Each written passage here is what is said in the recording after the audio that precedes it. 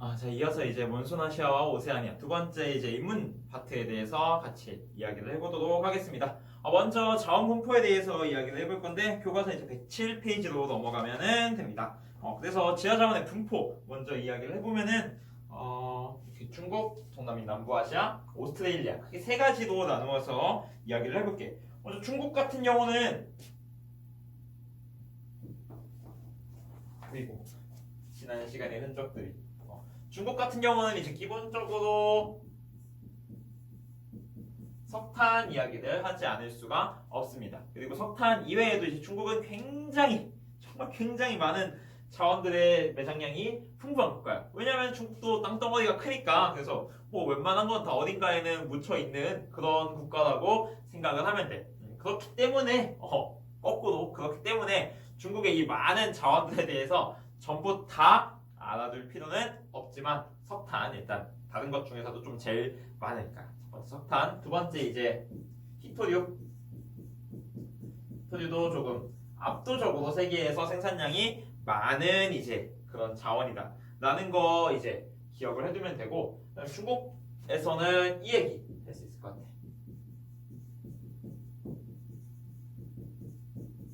생산량이 충분히 어떤 자원이든지 웬만하면은 생산량이 세계에서 꼽힐 만큼 많은 편이야.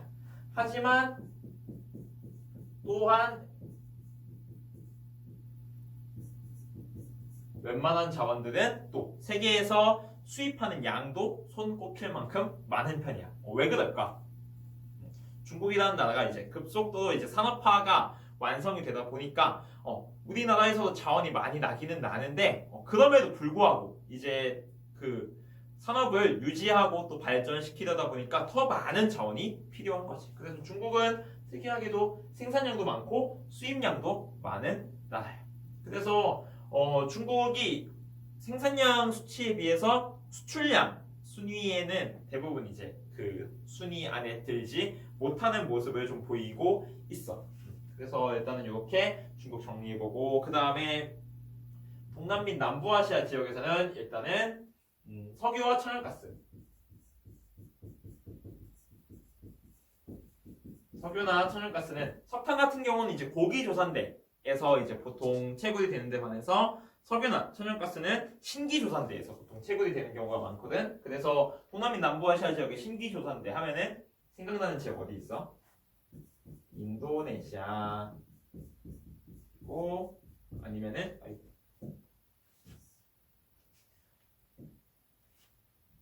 인도네시아 그 옆에 이제 거의 이제 그 석유랑 가스만 팔아서 먹고 사는 브루나이라는 국가가 있어요. 별로 크지 않은 국가야. 지도에서는 눈을 크게 뜨고 찾아봐야만 볼 수 있는 그런 국가야.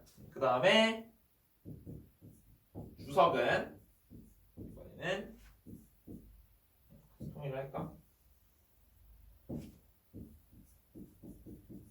인도네시아나 말레이시아에서 주로 생산된다고 합니다. 그리고 이제 여기에 한 가지 더 하자면은 지하 자원은 아니지만 말 그대로 고무나무에서 나기 때문에 천연 고무라고 부르거든. 고무나무 자체가 열대기후 환경에서 잘 자라기 때문에 천연 고무의 생산량도 꽤나 많은 특징을 가지고 있는 것이 동남미 남부아시아의 특징입니다. 마지막으로 이제 오스트레일리아, 호주 그리고 뉴질랜드 이쪽 지역인데 오스트레일리아 지역도 역시 석탄의 매장량이 아주 많은 편이라고 합니다. 그런데 이제 오스트레일리아 지역은 중국과는 다르게 이 많은 매장량을 바탕으로 많이 생산해서 많이 무엇을 한다? 수출을 한다. 그래서 여기는 수출량도 많은 편이라고 합니다. 그 다음에 이제 이쪽 호주 지역에서는 주로 석탄을 필요로 하는 나라는 대부분 이제 공업화가 많이 진행된 국가겠지. 그러다 보니까 보통 동북아시아 지역으로 이동을 하는 경우가 많고, 그 다음에 석탄뿐만 아니라 이제 역시 그 고기 조산대에서 많이 채굴이 되는 광물이 철광석. 그래서 철광석도 이제 잊지 말고 기억을 해두면 좋을 것 같고, 그 다음에 뭐 쭉 이야기해보면은 보크사이트나 아니면은 구리 이런 것도 매장이 많이 되어 있대. 그래서 오스트레일리아에 대해서 조금만 더 얘기하면은 오스트레일리아라고 하자. 너무 못 그린 것 같지만 약간 이렇게 동그래져야 될 것 같은데. 대략 이렇게 하면은 약간 이쪽 여기가 서북부 지역이 철광석이 많이 나는 지역이라면은 반면에 이제 미쳤나봐.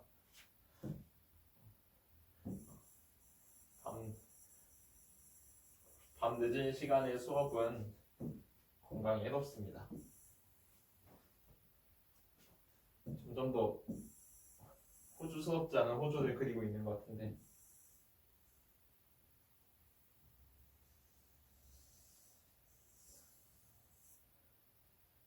그냥 다시 그린다고 해서 딱히 더 나아질 것 같지 않으니까 그냥 그러려니 하고 봐.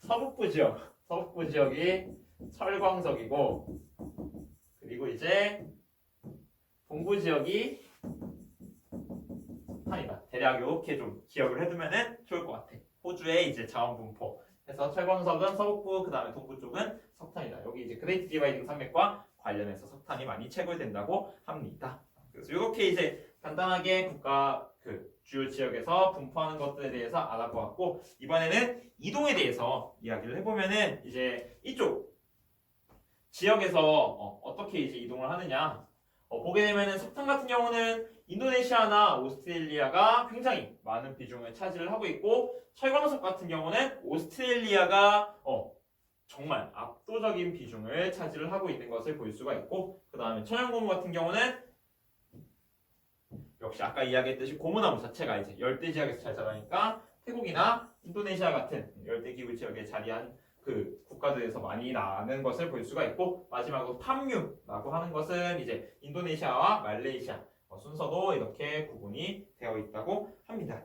그래서 이제 아까도 이야기했듯이 중국 같은 경우는 많은 자원들이 있는데 왜 순위권에 못 드냐라고 물어보게 되면은 중국은 이제 얼마나 많이 생산을 하더라도 충분히 그 나라에서 다 소화를 시킬 수 있기 때문이다.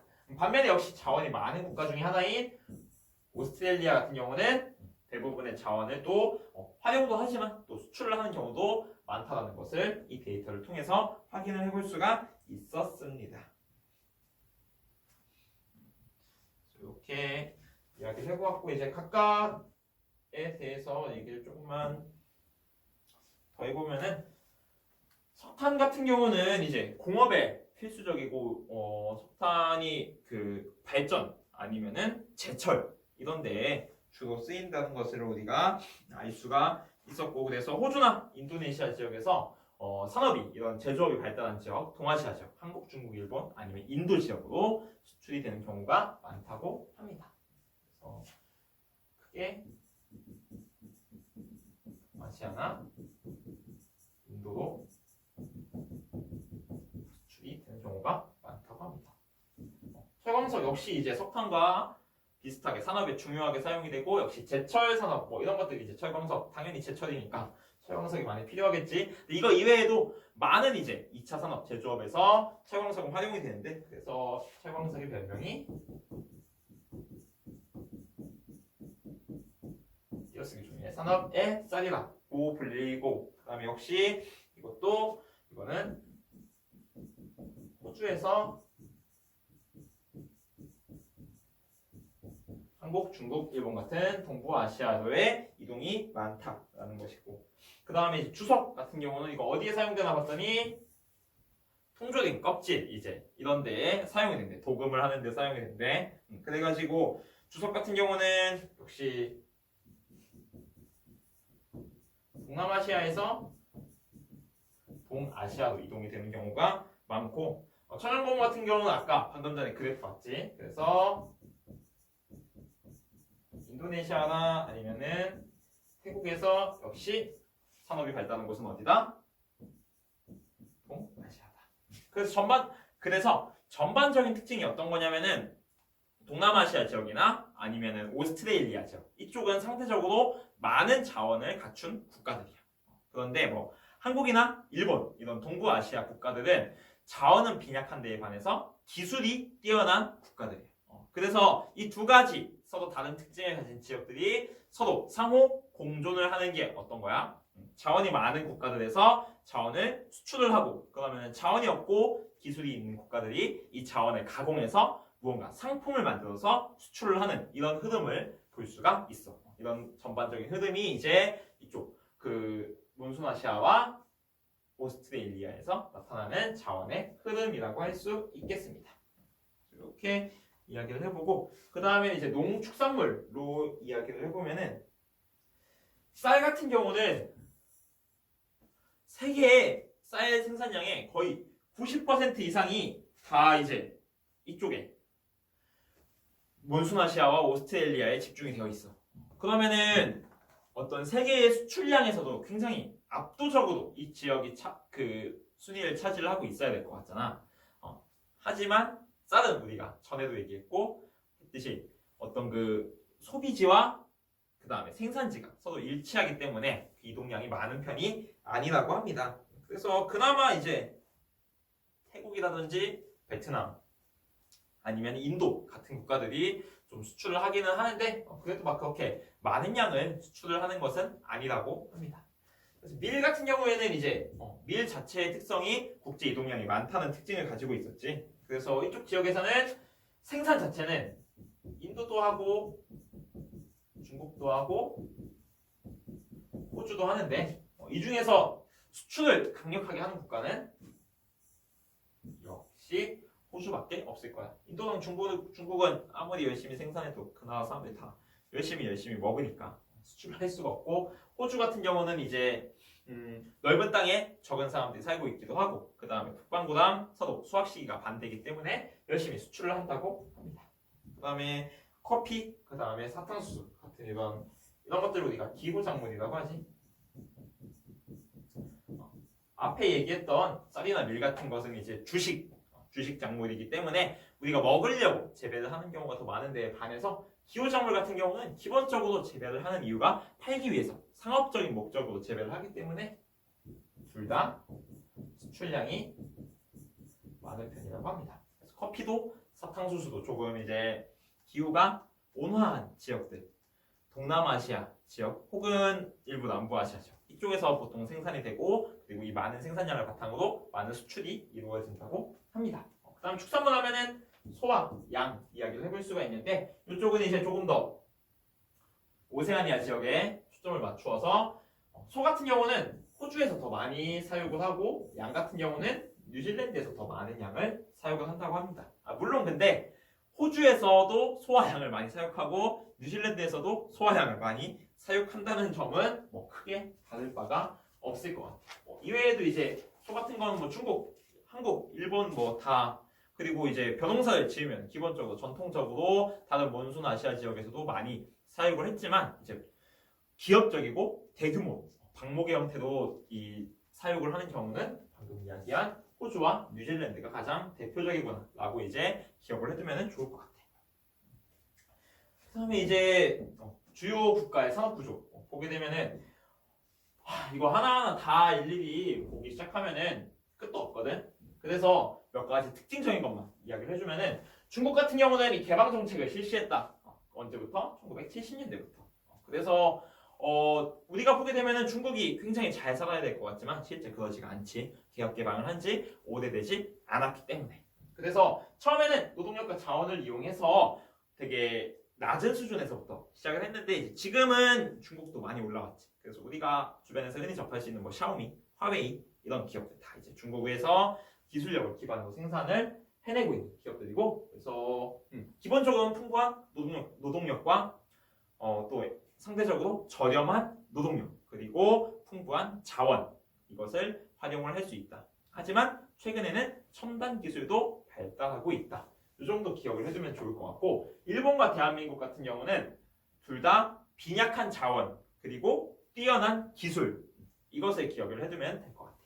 자원은 없지만 자원을 활용해서 무언가 새로운 것을 만들어내는 데에는 높은 수준을 가지고 있구나, 이렇게 생각을 해주면 되고, 이건 어쩔 수 없는 부분이기도 해. 왜냐하면 자원이 없으니까 우리는 가공이라도 해야지. 그 다음에 자원이 없는데 가공만 할 수는 없지. 그래서 그 가공을 해야 되는 자원은 수입을 해야겠지. 그러면은 수입을 하고 그 다음에 완성된 제품을 수출하기 위해서 유리한 지역은 어디일까? 항구와 가까운 지역일 거야. 그래서 둘 다 임해 지역, 바닷가 지역을 중심으로 중화공업이 발달을 했다고 합니다. 그리고 최근에는 더 이상 이제 무엇보다도 사실 가장 큰 위협은 가까이에 있지. 중국이라는 나라지. 중국이라는 나라는 다 풍부하잖아. 자원도 노동력도 풍부하니까 더 이상 몇 년이 더 지나면은 중국과 상대가 안 될 수도 있겠다라는 위기감을 가지고 이제 금융이라든지 생산자 서비스업으로 조금 이제 돌리려고 하는 것이 일본과 한국의 같은 추세라고 합니다. 그 다음에 인도 같은 경우는 역시 풍부한 노동력을 가지고 있기 때문에 노동 집약형 산업이 발달을 했어. 하지만 인도는 또 한 가지 영어를 공용어로 사용하기 때문에 첨단 산업과 과학기술, 정보통신기술이 발달했다고 합니다. 그래서 흔히 이제 인도의 유리한 점을 이야기를 할 때 영어로 의사소통이 된다. 두 번째 이제 미국과 시차가 거의 12시간 이렇게 나기 때문에 미국에서 일하고서 끝나면서 인도로 보내. 그럼 이제 인도 개발자가 다시 일어나서 작업을 하다가 퇴근할 때쯤에 다시 미국에 보내. 이런 식으로 연속적인 작업이 가능하다는 장점을 인도가 가지고 있기도 합니다. 그 다음에 이제 태국, 베트남 아니면 인도네시아 같은 국가들은 어떤 특징을 가지고 있냐? 아직까지는 1차 산업, 농축산업의 비중이 높은 편이고 대신에 이제 저렴한 노동력과 풍부한 자원을 이용해서 2차 산업, 제조업이 성장 중이라고 합니다. 어떻게 보면 이제 중국이 한 1990년대에서 2000년대 초반을 지금 타이, 베트남, 인도네시아 같은 국가들이 따라가고 있다라고 생각을 해볼 수도 있고 그래서 직접적으로 생산 공장을 전부 다 처음부터 시작을 할 수는 없으니까 다국적 기업의 생산 공장을 유치를 해서 생산 공장을 운영을 하는 아직까지는 일단 노동력을 위주로 한 산업이 발달하고 있다. 이 정도도 알아두면 될 것 같고 그래서 한번 얘기를 했었는데 베트남의 삼성이 베트남에 굉장히 큰 규모로 투자를 하고 있고 그래서 베트남 사람들은 근데 이건 우리나라 사람도 마찬가지인 것 같은데 삼성에 들어가는 것을 굉장히 이제 원하고 삼성에 들어가면은 높은 임금이라든지 이런 게 보장이 된다고 해. 삼성 다닌다고 하면은 엘리트. 그래서 베트남 대학생들이 한국어를 많이 배운다. 이런 뉴스도 얼마 전에 본 기억이 있어.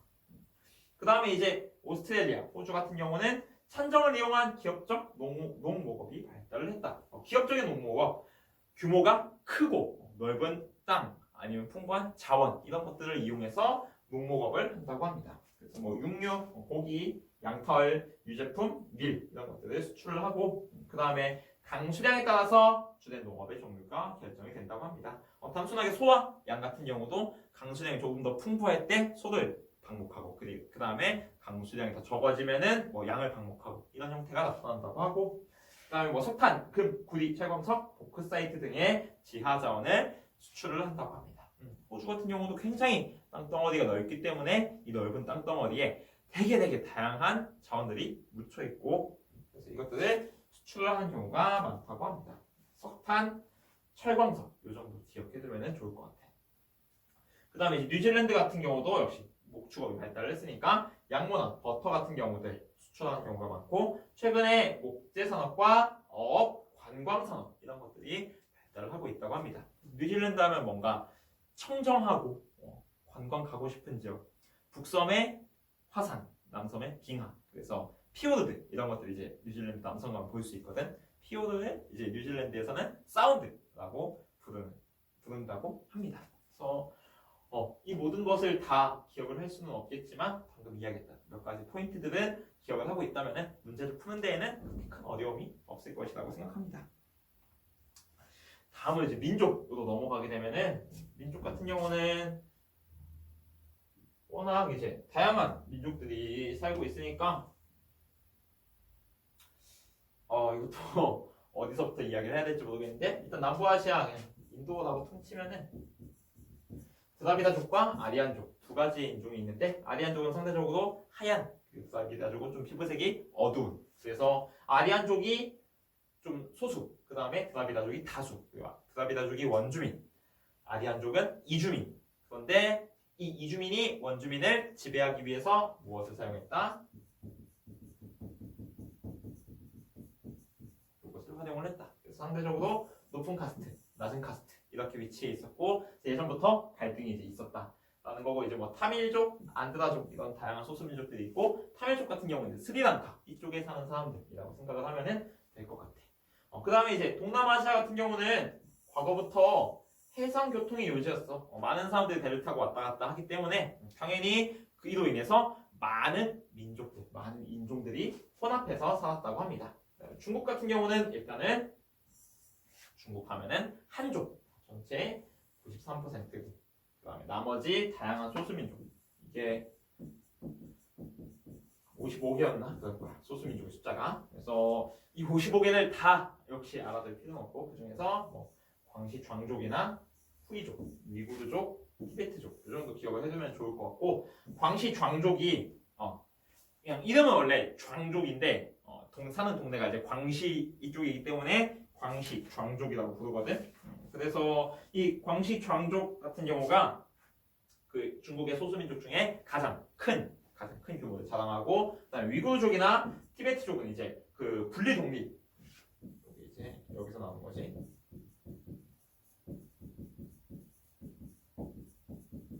분리 독립과 관련해 가지고 이제 중국의 중앙 정부와 갈등을 빚고 있는 모습을 보고 있습니다. 그래서 위구르족 같은 경우는 대부분 이제 이슬람교를 믿고 있는 그런 사람들이 많고 티베트족 같은 경우는 불교 중에서 이제 그 풀 잘 안 나는 곳에서 믿는 불교가 어떤 불교?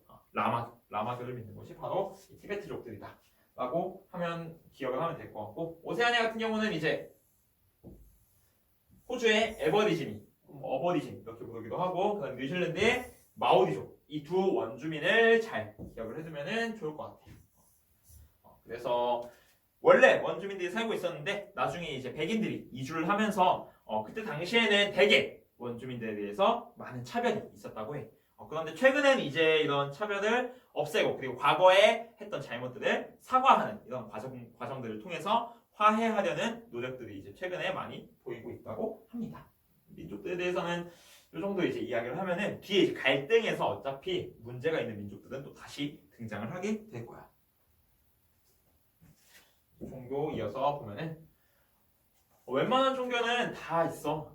그래서 세계 그냥 여기에 있는 종교가 세계 4대 종교인 것 같은데 힌두교 같은 경우는 딱 인도, 네팔, 발리섬 세 군데만 기억하면 돼. 다른 곳에는 이제 있어봐야 진짜 손톱만큼 있고 그 다음에 불교 같은 경우는 스리랑카 인도 있으면은 여기가 스리랑카라고 했지. 그 다음에 인도차이나 반도 거의 대부분의 국가들 베라캄타미, 베트남, 라오스, 캄보디아, 미얀마 그 다음에 베트남, 라오스, 캄보디아, 태국, 미얀마 5개 국가들 여기 말고 이제 또 한국, 중국, 일본 쪽 이제 동북아시아 지역들도 유교와 함께 영향을 받았지만 기본적으로 불교를 많이 믿고 있는 지역이고 한 가지만 더 얘기하면 이제 아까 얘기했던 뭐 몽골이나 티베트 아까 얘기한 라마교를 믿고 있는 이런 지역들까지 같이 이야기를 해볼 수가 있을 것 같고 이슬람교 같은 경우는 이제 인도 지역의 2개 나라들 여기 파키스탄과 방글라데시 그 다음에 섬나라 2개 인도네시아와 말레이시아 등에서 주로 신봉하고 있다고 합니다. 플러스 한 가지만 더 얘기하면은 필리핀의 민다나오 섬에도 많은 신자가 분포하는데 그래서 필리핀 하면은 바로 밑에 나와 있지 크리스트교를 믿고 있는 국가이기 때문에 이 필리핀의 주류인 크리스트교 신자들과 이 민다나오 섬의 이슬람 신자들 사이에서 갈등이 꽤나 발생을 하고 있다고 합니다. 그 다음에 호주나 뉴질랜드는 당연히 이제 유럽인들이 이주를 했으니까 유럽인들을 원래 믿고 있던 게 크리스트교지. 그래서 이제 이 지역도 크리스트교가 주가 되는 지역이라고 합니다.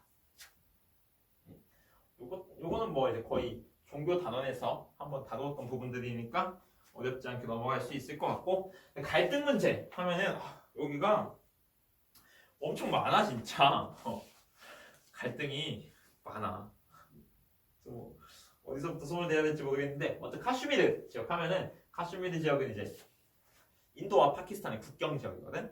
그래서 원래 인도와 파키스탄은 한 나라였잖아. 근데 이제 영국에서 독립하면서 따로 나누게 됐는데 그때 카슈미르라는 하나의 지역인데 이 지역이 파키스탄으로 갈 거냐 아니면은 영국으로 갈 거냐 이걸 가지고서 갈등이 있었던 거야. 그래서 그 주민들은 대부분 이제 이슬람교도들이니까 파키스탄 가야지. 우리는 파키스탄이지 하고 있었는데 그 지역에 이제 우두머리가 힌두교도였던 거지. 그래가지고 우리 힌두교 인도 해보는 거야. 그럼 이제 밑에 있던 사람들은 그냥 살고 있던 주민들도 빡치지. 그래서 이제 거기서부터 시작된 갈등이 아직까지도 완전히 해결되지 않고 있다. 이게 이제 카슈미르 지역의 갈등이야. 그 다음에 이제 스리랑카 같은 경우는 타밀족과 시날리족 해가지고 이제 그 타밀족이 힌두교, 그 다음에 타밀족이 힌두교, 시날리족이 이슬람교. 아니지. 다시. 타밀족이 힌두교, 시날리족이 불교 이렇게 되는 거야. 그러다 보니까 어때? 시날리족이 타밀족을 핍박하겠지. 그래가지고 이제 그런 갈등이 스리랑카에서도 있고, 그러니까 뭐냐면은 모든 이제 원래 다 하나였다고 했잖아. 스리랑카, 인도, 파키스탄, 방글라데시가. 근데 이거는 그냥 종교에 따라서 이렇게 억지로 구분을 해가지고 대충 독립을 시켜놨더니 어떻게 사람이 다 자기 종교에 따라서 이주를 하겠어. 그러다 보니까 그 안에서 이런 카슈미르라든지 스리랑카 이런 거 같은 갈등들이 발생을 할 수밖에 없다. 이렇게 이야기를 해두면 될 것 같아. 그 다음에 이제 인도네시아의 아체 지역 하면은 이 아체 지역에서는 석유가 좀 많이 난대. 그러다 보니까 이제 그런 돈의 냄새를 맡은 거지. 그래서 이 석유나 아니면 천연가스 이런 것들의 이제 이권을 차지하기 위해서 반군들이 이제 주둔하고서 거기서 이제 막 정부 물러나라 이런 식으로 위력을 행사하고 있는 거지. 그래서 이런 갈등들이 있다고 하고, 미얀마 같은 경우는 로힝야족, 이 미얀마의 주류 민족이 버마족인데 이 사람들은 불교, 근데 로힝야족은 이슬람교. 이렇게 되니까 이제 소수가 돼버린 거지 로힝야족이. 그래서 이 로힝야족을 굉장히 탄압하는 것이 또 미얀마의 문제이기도 하고, 민다나오 섬 아까 얘기했듯이 여기에서는 이슬람교도들이 크리스트교 국가인 필리핀에 살면서 이제 겪는 어려움들. 중국의 소수민족 아까 얘기했던 크게 문제가 되는 게 신장 지역의 위구르족, 그 다음에 티베트족 두 가지고, 중국이라고 하자. 그러면은 중국의 이제 서북쪽 여기가 이제 여기는 위구르족이고 약간 서중이라고 해야 되나? 여기가 티베트족이다. 요 정도도 이제 지도상으로는 알아두면 될 것 같아. 그 다음에 이제 오스트레일리아는 원주민과의 갈등. 오스트레일리아의 원주민 누구였지?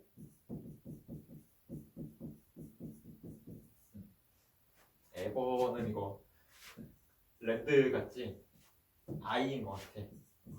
에버리지니아와 당연히 얘기를 해야 돼. 뉴질랜드는 뉴질랜드의 원주민 누구였지? 당연히 이렇게 갈등. 이렇게 이야기를 해볼 수가 있을 것 같아. 그래서 이제 이런 것들을 해소하기 위한 노력들이 있는데 사실 이게 뭐 하루 이틀 그냥 친구끼리 싸운 것도 아니고 그다음에 막 이권이 걸려있는 문제고 하니까 쉽게 해결은 되지 않는 편이야. 그나마 이제 여기 오스트레일리아나 뉴질랜드 같은 경우가 어쨌든 뭐 원주민들 불러다가 사과도 하고 잘 지내보겠다고 하고 이런 식으로 조금 이제 하는 모습을 보여주고 있긴 있어. 아니면 이제 전반적으로 이제 이쪽 몬순아시아 지역에서 다양한 사람들이 모여 살기 위해서 노력하는 것들, 이제 교과서 115페이지 지역 갈등 해소를 위한 노력, 이 파트를 한번 보게 되면은 이 쓸려나 모르겠네. 없어. 이 파트에 한번 보게 되면은 이제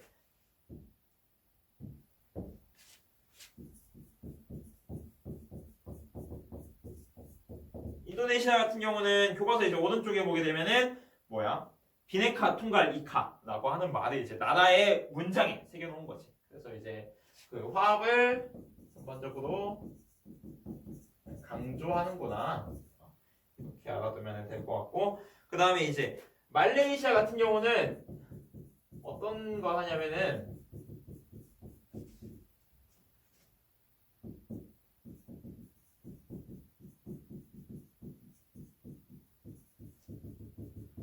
웬만한 종교 기념일 다 쉬는 거야. 그래서 말레이시아의 종교 기념일 하면은 어떤 종교가 있냐면은 유교, 힌두교, 이슬람교, 크리스트교, 불교까지 이 종교의 휴일을 다 국가에서 지내준대. 그게 어떤 하나의 종교만 존중해주면은 이게 차별이라든지 이런 여지가 있을 수 있으니까 쉬려면은 화끈하게 다 쉬겠다. 이제 이런 식으로 이야기를 한다고 하고, 싱가포르 같은 경우는 이번에는 공용어가 4개야. 그래서 뭐 중국어, 타밀어, 말레이어, 영어, 이 4가지를 모두 이제 공용어로 인정을 해주면서 이것도 역시 이제 같이 포용하겠다는 이런 의지를 보여주는 거지. 그 다음에 뭐 잘 이게 해결이 되는지는 모르겠지만 중국 같은 경우는 소수민족의 자치권을 이제 인정을 해주지. 그래서 자치주라는 거를 이제 만들어서 활동을 할 수 있도록 해줘. 그래서 여기에서는 이제 그들의 문화를 좀 존중을 해주기도 하고, 아니면은 뭐 그 법 같은 거를 제정을 할 때 조금 더 편안하게, 그러니까 완화된 기준을 소수민족한테는 적용을 해주기도 하고, 이런 특혜들을 베풀고 있기도 하다고 합니다. 뭐 이거 말고 이제 아까 얘기했던 호주나 뉴질랜드 같은 경우는 각각 원주민들과의 화해를 노력을 하고 있다. 이 정도도 이제 이렇게 인문지리 파트에 대해서도 이야기를 해보았고, 그래서 역시 빠진 부분이 당연히 있을 수밖에 없어. 이 짧은 시간에 할 수 있었던 최선인 것 같고, 마지막으로는 이제 어떤 걸 해볼 거냐면은 이 우리가 배우고 있는 교육 과정으로 시험이 출제된 거는 딱 한 번밖에 없어. 언제냐? 작년. 그래서 많은 문제를 분석해 볼 필요도 없이 작년도 9월 고2 기출문제만을 한번 풀어본다면은 대충 이제 어떤 부분에서 문제가 나오는지에 대해서 조금 잘 그리고 쉽게 이해를 할 수 있을 것 같거든. 그래서 요거까지 하면은 딱 우리 9월 모의고사 대비 마무리할 수 있을 것 같아. 그래서 이 모의고사 문제풀이는 다른 이제 우리가 1학기 때 배웠던 부분들은 조금 쉽게 넘어가고, 최근에 배우거나 아니면 이 몬순아시아와 오세아니아에 해당되는 부분들은 조금 더 이제 우리가 한 번 더 지금 이제 배운 걸 복습하는 차원에서 조금 더 구체적으로 문제를 푸는 시간을 가져보도록 할게. 그럼 일단 여기까지 내용 진도는 끝내도록 할게.